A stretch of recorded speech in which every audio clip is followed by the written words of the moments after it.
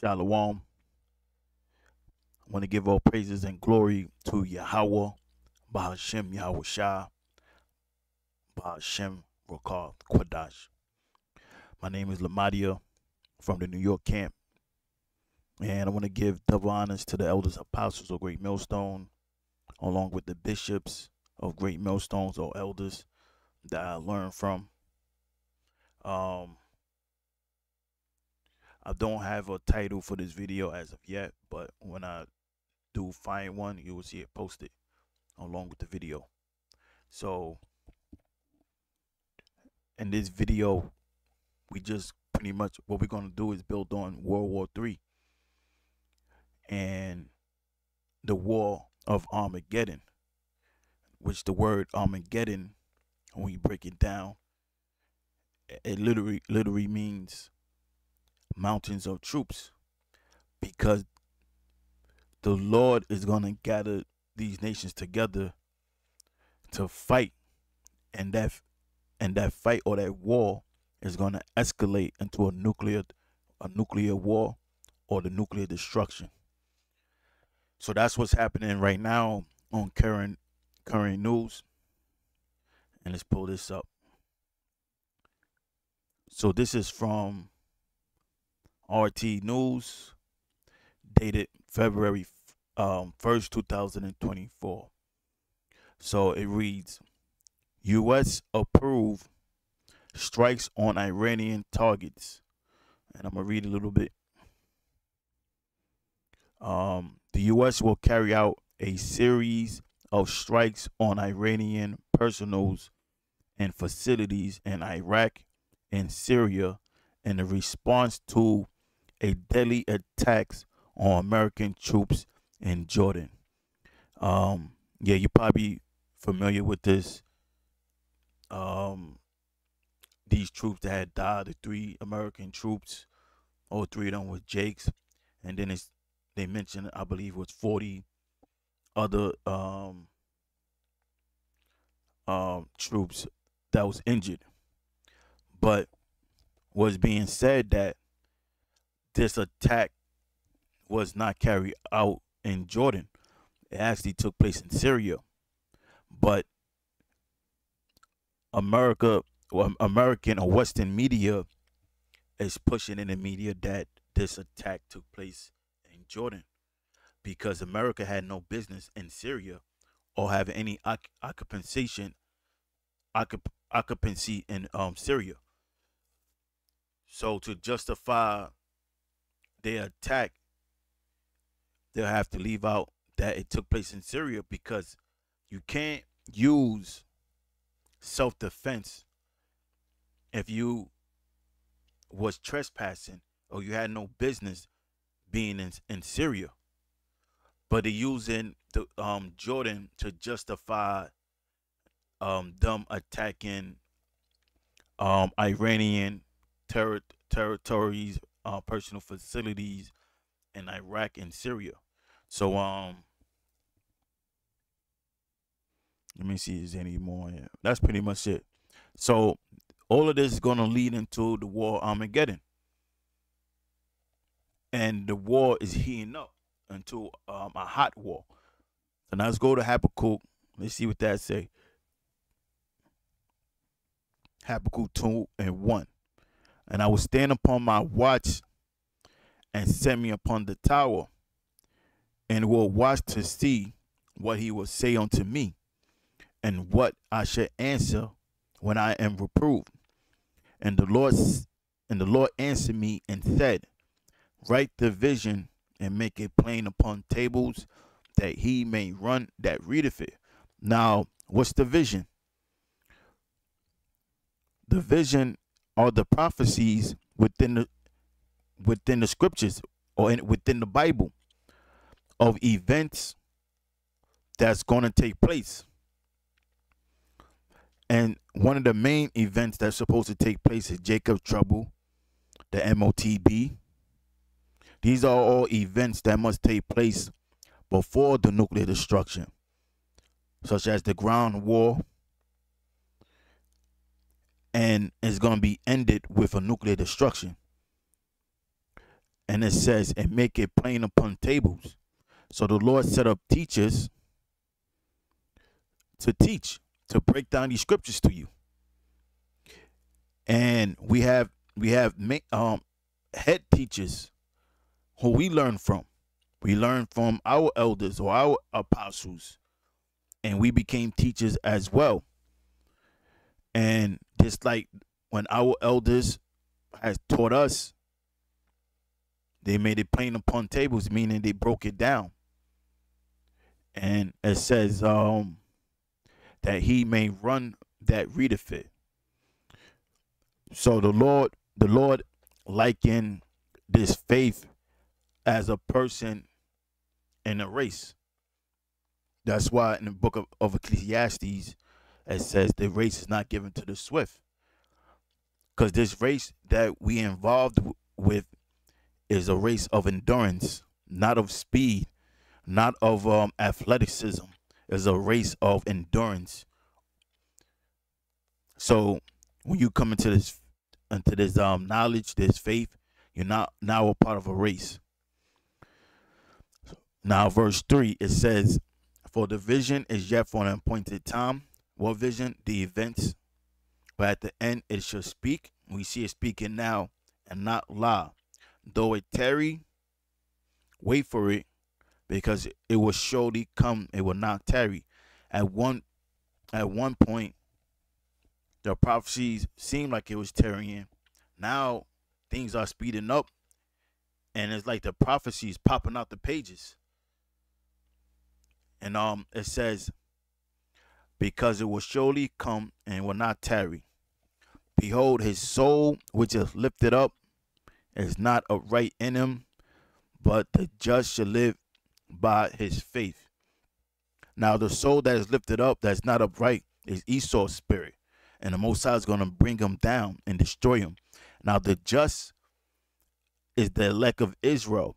And the elect of Israel is going to live by the faith of Yahweh, by Hashem Yahushua. And the word just is where you get the word justice. The word justice means to administer the law. And the law is given to Israel.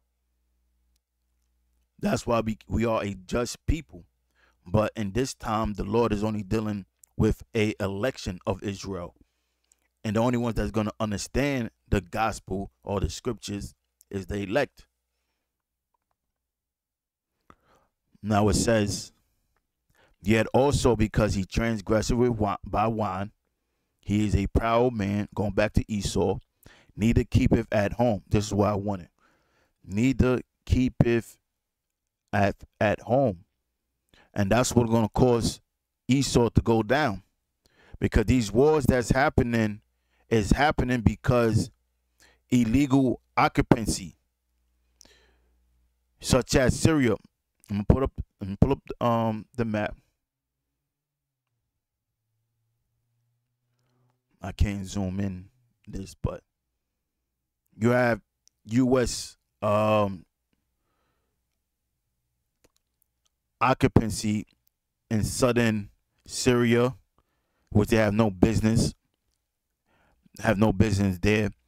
Now, years before, they was in Syria under the pretense of taking down ISIS and other parts of the Middle East. But that's what the scripture mean. Need to keep at home, because you got U.S. embassies all over the Middle East illegally. Whether legal or illegal, doesn't matter, because they have no business being down there. But it's going to be to America's demise. So neither keepeth at home, because America always thinking about expansion, but that expansion is going to be to their destruction. Now it says, who enlarges his desire as hell. They go that expansion part. So hell is talking about the grave. And it said, and is as death. and cannot be satisfied, because America wants the whole world, beginning with the elites. So it says, who enlarges his desire as hell, just like death is never, um, death never ends. There's a person dying every day, and there's a person being born every day. The Lord's making comparisons to death with the desire of Esau. They always want more. They can never have enough. And it says, who enlarges his desire as hell and as death and cannot be satisfied, but gathereth unto him all nations and heapeth unto him all people. So America have American allies. If America had a chance and conquered all his enemies, the next step will be taking down all his allies, because he can never have enough. Now, verse 6, shall not all these take up a parable against him, and a taunting proverb against him, and say, woe to him that increaseth that which is not his? How long? And to him that ladeth himself with the clay. And we go to the word clay, the word clay, where you get the word depth, because America is in heavy depth right now. And another depth that he increaseth is sin with the Most High, and that's going to cause him to go down. Now, verse 7, shall they not rise up suddenly that shall bite thee, and awake that shall vex thee, and thou should be for booties unto them. And that's what's going to happen. America going to be destroyed. And when the Most High raise up these nations to destroy America. Now it says, because thou hast spoiled many nations, of the remnant of the people shall spoil thee, because of men's blood, and for the violence of the land, of the city, and of all that dwell in. So America is going to be destroyed. The Most High is going to rise up the nation to destroy this place. Now let's look at Isaiah 33. Woe to thee that spoilest, and thou was not spoiled. Because America will go in lands without any cause. And they will go in the land and justify themselves being there through the pretext of peace or liberation or terrorism. They always have a reason and project themselves as being the good guys, the heroes. And they will be in the land and have no business there. So it says, and thou was not spoiled. Because they will go there saying, well, we're here to liberate the woman, take down terrorism. Meanwhile, they'll be in there killing men, women, and children for no reason, for the natural resources. And it reads, and dealeth treacherously, and they dealt not treacherously with thee. When thou shalt cease to spoil, thou shalt be spoiled. Cease means to stop or to be something that's complete. And it says thou shalt be spoiled, meaning the Most High is going to have America be hit by missiles. And when thou shalt make an end to deal treacherously, they shall deal treacherously with thee. Now I want to go to Joel 3:9. Proclaim ye this among the Gentiles. Prepare war. Wake up the mighty men. Let all the men of war draw near. Let them come up. Beat your plowshares into swords, and your pruning hooks into spears. Now, plowshares and pruning hooks are both tools used to cultivate the ground or the land. But the Most High says to beat them into to spears and swords, which are both used for war. Now, what does that mean? Instead of instead of these countries investing into the infrastructure, their economy, they're going to invest in more weaponry for the purpose of war. Now it says, "Let the weak say, I am strong. Assemble yourselves and come, O ye heathen, and gather yourselves together round about. They're the cause that mighty ones to come down, O Lord." Now the mighty ones, the angels. Now it says that let the heathen be awakened and come up to the valley of Jehoshaphat. For there will I sit to judge all the heathen round about. Now the word here for Jehoshaphat is Yahweh Shaphat. Yahweh, the name of the Most High, and Shaphat meaning judgment. The Most High judgment.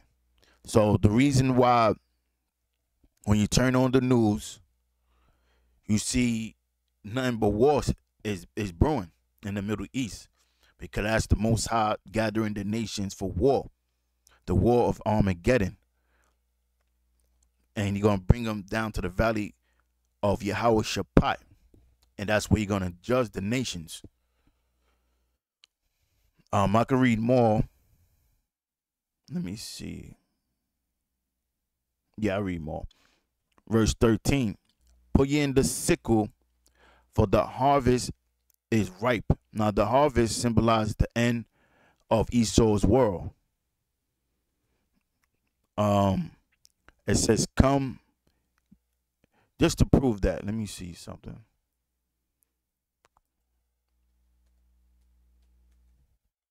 There's one in Matthew's. I think in Matthew 13. There we go. Matthew 13 and 39. Now the enemy that sold them is the devil. The harvest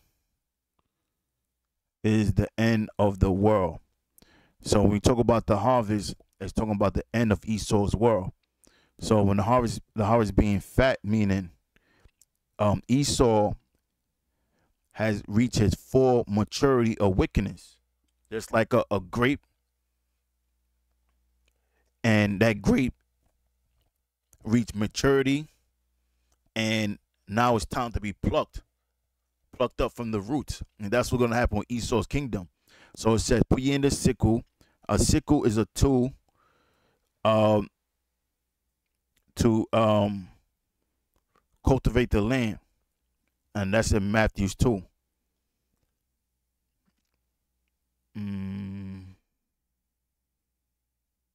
There you go, the reapers. And the reapers are the angels. And what do a reaper use? They use tools like a sickle to pluck out, the grapes. That symbolizes the angels. Put ye in the sickle, for the harvest is ripe.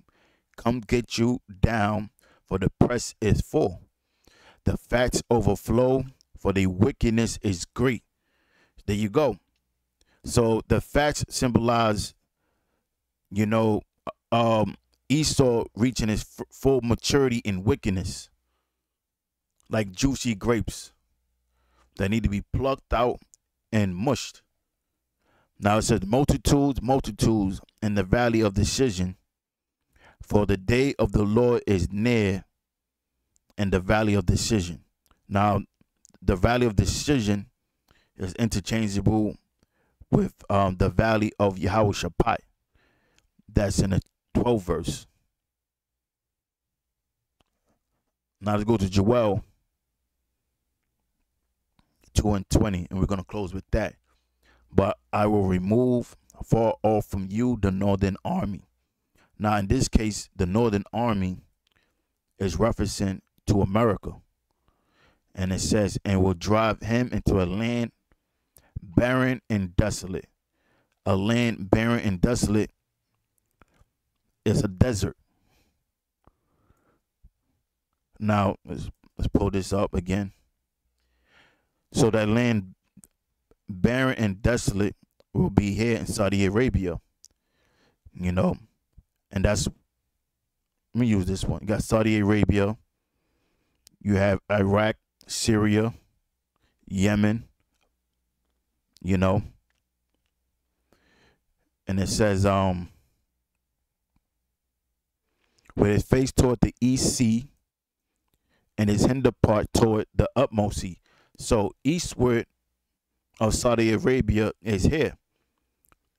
Is the river Euphrates down to the Persian Gulf. And the utmost sea, utmost means something that hinders or behind. That's the Red Sea. You know, you got Yemen occupying the Red Sea right now. And that's leading to more war. Or that's escalating the war, rather. So the Mossad is going to drive America here.